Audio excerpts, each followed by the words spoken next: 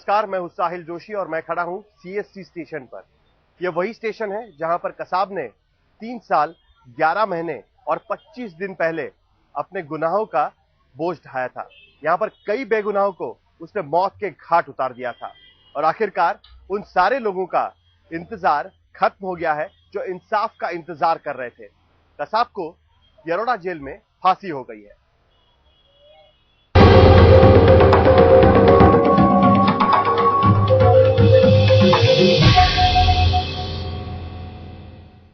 26 नवंबर 2008 की रात कोई नहीं भूल पाएगा इस सीएसटी स्टेशन पर। अचानक अजमल अमर कसाब और उसका साथी स्टेशन के अंदर घुस गया और हजारों लोगों पर उसने गोलीबारी करना शुरू कर दिया। कई लोगों को मौत के घाट उतार दिया। वो सारे लोग इंसाफ का इंतजार कर रहे थे और आखिरकार 1455 दिन इंतजार करने के बाद अजमल आमिर कसाब को फांसी दिया गया और उनको अपना इंसाफ मिल गया।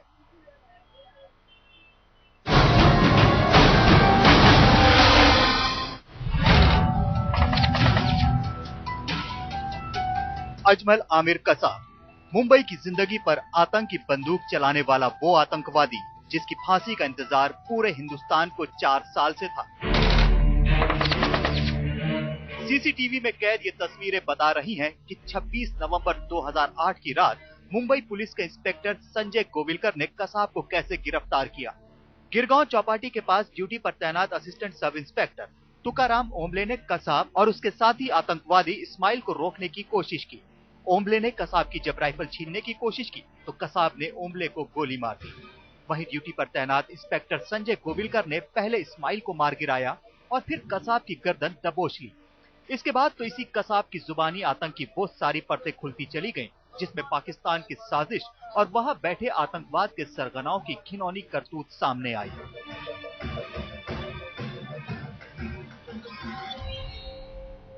आज मैं खुश इसलिए हूं कि आज करोड़ों भारतीयों की मैं इच्छा फलद्रूप कर सका। आज हर कोई भारतीय के मन में ये भावना थी कि कसाब को जल्द से जल्द फांसी होना चाहिए। कसाब की ट्रायल जब मैं चलाता था तो सिर्फ मैं कानूनी जंग उसे देखता नहीं था। 26/11 की उस भयानक रात कसाब ने हैवानियत की सारी हदें पार कर दी। अबू इस्माइल नाम के एक दूसरे आतंकवादी के साथ रात 9:50 पर वो मुंबई के छत्रपति शिवाजी टर्मिनल पहुंचा। वहां अंधाधुंध गोलियां बरसाकर शशांक शिंदे और अंबादास पवार नाम के जीआरपी के 2 जवानों को भून डाला। फिर स्टेशन के मेन हॉल में गोलियां बरसाईं। कसाब के दिमाग में आतंक का जहर किस कदर भर गया था कि वो इतने पर ही नहीं रुका, बल्कि आगे एक स्टॉल वाले को उसने गोली मारी और वहां से फुटओवर ब्रिज से होते हुए बदरुद्दीन तैयब जी लेन में चला गया। वहां भेलपुरी बेचने वाले एक दुकानदार को गोली मारी। उससे आगे एक घर में घुसकर अंधाधुंध गोलियां बरसाईं। फिर अगले एक घर में ठाकुर वाघेला को मारा। आज जो काम किया, आज का काम करके बाद में क्या किधर जाने वाले थे तुम लोग? मरने वाले थे हम लोग। कैसे? वो बोलता था कि जन्नत में जाओगे, तो मैंने कहा नहीं यार भागो, मैं ये नहीं बर्दाश्त करता, मैं अच्छा नहीं लगता है।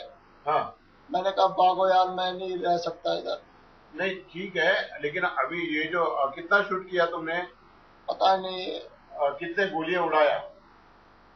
पता नहीं, दो ढाई मैगजीन था। हाँ, 2.5 मैगजीन में कितने लोगों को मारा? पता नहीं, बस ऐसे चलाते रहे। सीएसटी के बाद कसाब और इस्माइल की अगली मंजिल थी कामा हॉस्पिटल। वहां पहले तो कुछ लोगों को एक कमरे में बंदी बनाया और फिर 3 लोगों को मौत के घाट उतार दिया। इससे भी उस खूनी शैतान का मन नहीं भरा तो कसाब ने एक शख्स का पहले चाकू से गला रेता, फिर उसकी पीठ पर गोली मार दी। वहां से बाहर निकला तो सामने खड़ी पुलिस गाड़ी पर ताबड़तोड़ गोलियां बरसानी शुरू कर दी, जिसमें एटीएस प्रमुख हेमंत करकरे, विजय सालस्कर और अशोक कामते समेत 6 पुलिस वाले मारे गए। आज उन शहीद पुलिस वालों के घर वालों को लगता है कि इंसाफ हुआ। राष्ट्रपति जी की बहुत आभारी हूँ। हम सारे शहीद परिवार उनके बहुत आभारी है कि उन्होंने कसाब को जल्द से जल्द फांसी दे दी। हाँ, मैं ये नहीं कह सकती कि हमें आतंकवाद को एक मतलब खत्म कर दिया है या हमने शुरुआत की है। हाँ, हमने कहीं पर उन्हें एक जवाब दिया है। कसाब की आतंक कथा को फिर से 26 नवंबर 2008 की उस भयानक रात तक ले चलते हैं, जहां कसाब और इस्माइल पुलिस की क्वालिस गाड़ी लेकर विधान भवन के पास पहुंचे। वहां एक आदमी से उसकी स्कोडा कार जबरन लेकर गिरगांव चौपाटी की तरफ बढ़ निकले। वहां तुकाराम ओमले ने उसे रोकने की कोशिश की तो कसाब ने निहत्थे ओमले का सीना अपनी नापाक गोलियों से छलनी कर दिया। लेकिन इंस्पेक्टर संजय गोविलकर ने दिलेरी दिखाई और अपनी बंदूक से पहले तो इस्माइल को मौत के घाट उतारा और फिर उनके देशभक्त हाथों में आया आतंक का सबसे बड़ा सौदागर अजमल आमिर कसाब। कसाब की खौफनाक करतूत का किस्सा उसकी गिरफ्तारी के साथ खत्म हुआ। दहशतगर्दी के इतिहास में यह पहला मौका था जब कोई आतंकवादी मौका वारदात से गिरफ्तार किया गया हो, और वो भी जिंदा। वो कोई साजिश रचने वाला नहीं था, बल्कि इंसानियत का कत्ल करने वाला एक हमलावर था। कैमरामैन किरण सतपाल के साथ आदित्य मन, मुंबई आज तक। कसाब काफी बेरहम था, ये तो सीएसटी स्टेशन पर हमने देखा ही था, लेकिन उसके साथ ही वो शातिर भी था। उसने कानूनी पेचीदगियों का भरपूर फायदा उठाया, कई बार अपना बयान बदला, कई बार अदालत में उसने कानूनी पेचीदगियों का साथ लेने की भी कोशिश की ताकि वो आसानी से छूट सके, लेकिन उसके बावजूद कानून के तराजू में उसके झूठ और सच का हिसाब बराबर हो गया।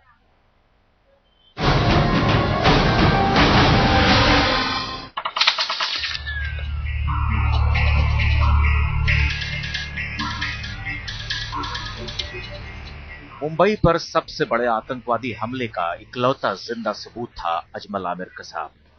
वो जिस वक्त नायर अस्पताल में जख्मी हालत में पुलिस और खुफिया एजेंसियों के घेरे में था, उस वक्त भी उसके 8 साथी मुंबई के ताज होटल, ओबरॉय होटल और नरीमन पॉइंट के चिबाड़ हाउस में मौत का खेल खेल रहे थे।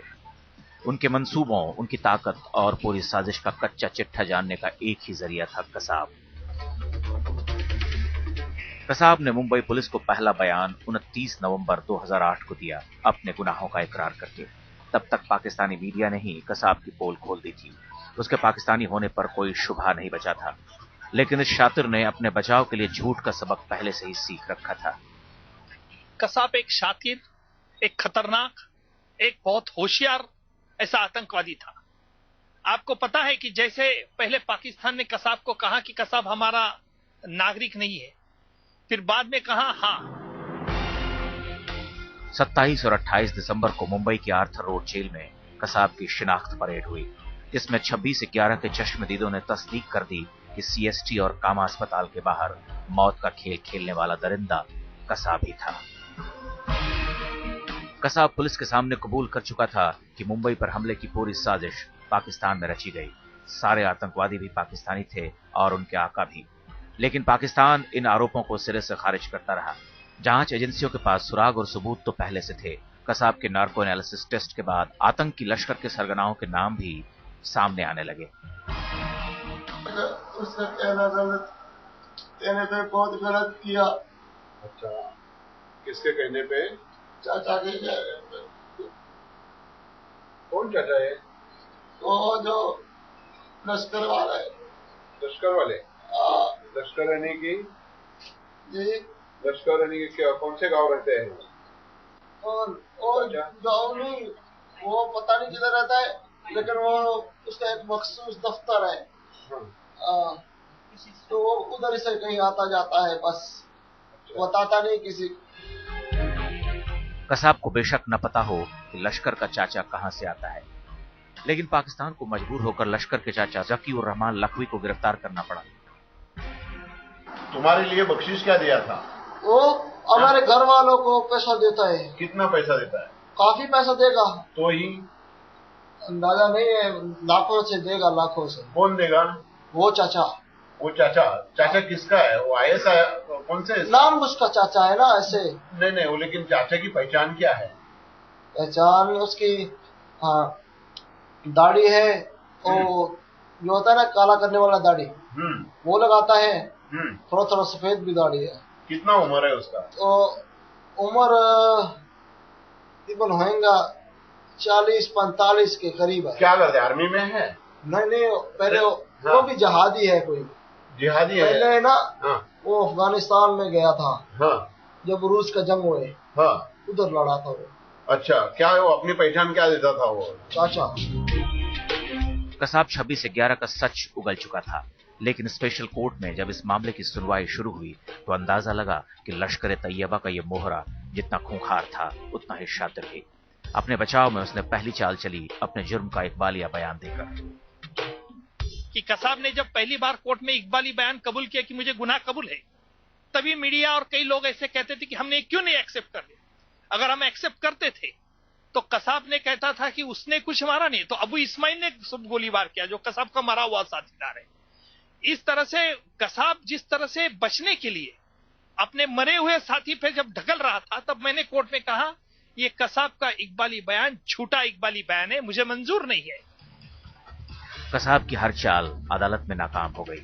उसकी दरिंदगी की गवाह तस्वीरें, उसकी दहशत के चश्मदीद गवाह और खुद कसाब का नार्को एनालिसिस टेस्ट में कबूलनामा, ये चीख चीख कर बता रहे थे कि मुंबई में मौत बनकर आया ये दरिंदा लश्कर तैयबा का मोहरा था, जिसे पाकिस्तान में बैठे लश्कर के आकाओं ने हिंदुस्तान में मातम फैलाने के लिए भेजा था। जलगांव में मनीष जोगी और विद्या के साथ कमलेश सुतार, मुंबई आज तक। 26/11 का आतंकी हमला और उसमें पाकिस्तान की मिली भगत का कसाब ये इकलौता जिंदा सबूत था। जाहिर है इसी वजह से उसकी हिफाजत काफी जरूरी थी और इसी वजह से आर्थर रोड जेल में उसके लिए खास सेल बनाया गया था। आईटीबीपी के सुरक्षा जवान उसकी 2400 घंटे सुरक्षा में लगे हुए थे। कुल मिलाकर माना जा रहा है कि 35 करोड़ तक उस पर खर्चा हुआ।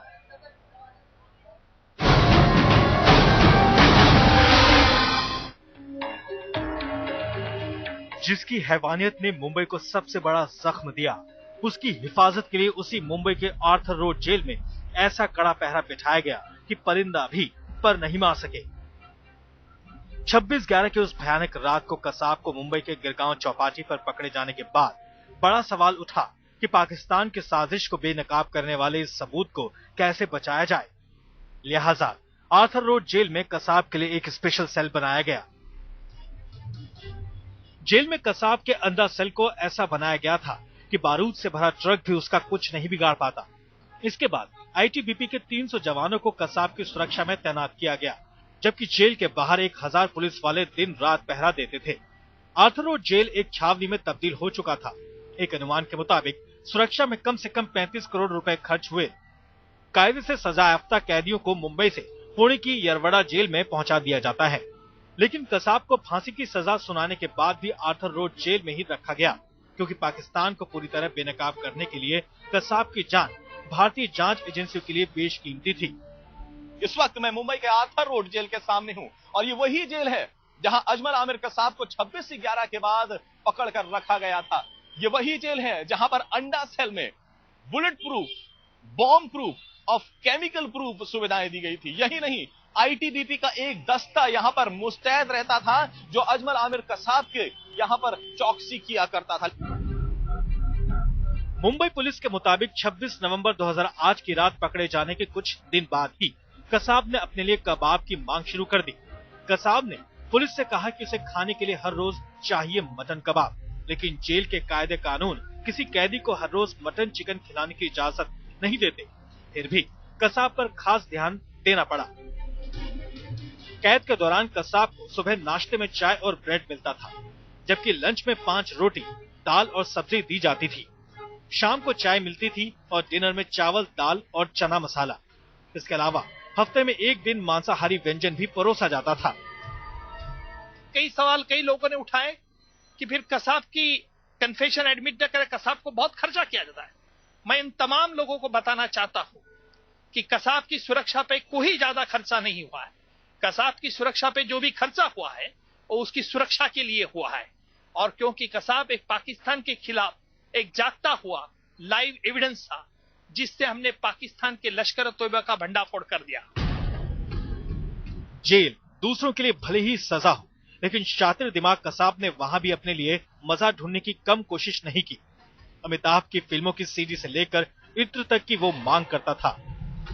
जलगांव में मनीष जोगी के साथ पंकज उपाध्याय, मुंबई आज तक।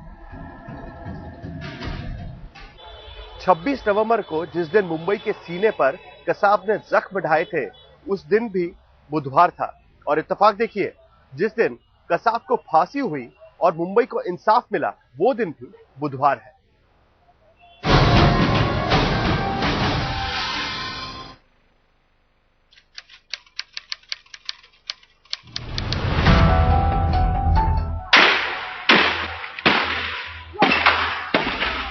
वो बुधवार की मनहूस काली रात थी जब पाकिस्तान से आए अजमल कसाब और उसके 9 साथियों ने मुंबई को मौत और हिंदुस्तान को मातम की आगोश में पहुंचा दिया था।